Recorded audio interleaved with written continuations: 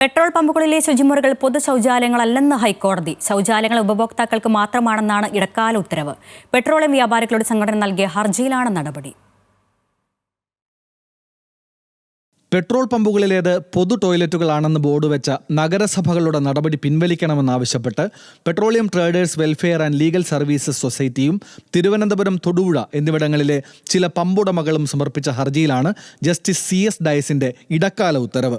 പമ്പുകളോട് അനുബന്ധിച്ചുള്ളത് സ്വകാര്യ ടോയ്ലറ്റുകൾ ആണ് എന്നായിരുന്നു ഹർജിക്കാരുടെ വാദം. ഇത് പൊതു ശുചിമുറികളായി മാറ്റുന്ന നടപടി ഭരണഘടന ഉറപ്പു നൽകുന്ന സ്വത്തവകാശത്തിന്റെ ലംഘനമാണ്. മാത്രമല്ല, ഒട്ടേറെ പേർ പമ്പുകളിൽ കയറിയിറങ്ങുന്നത് എക്സ്പ്ലോസീവ് വിഭാഗം നിഷ്കർഷിക്കുന്ന സുരക്ഷാ പ്രോട്ടോക്കോളിന് എതിരാണ്. പമ്പുകളിലെ ടോയ്ലറ്റുകൾ പൊതുജനത്തിന് തുറന്നു നൽകാൻ നിയമമില്ലെന്നും ഹർജിക്കാർ ചൂണ്ടിക്കാണിച്ചു. സ്വച്ഛ് ഭാരത് മിഷൻ മാർഗനിർദ്ദേശങ്ങളിൽ ഇക്കാര്യം വ്യക്തമാക്കിയിട്ടുണ്ടെന്ന് തിരുവനന്തപുരം നഗരസഭ കോടതിയെ അറിയിച്ചിരുന്നു. എന്നാൽ ഹർജിക്കാരുടെ വാദം അംഗീകരിച്ച കോടതി സർക്കാർ വിജ്ഞാപനം തടഞ്ഞ് ഉത്തരവിടുകയായിരുന്നു. Legal desk, news Malayalam.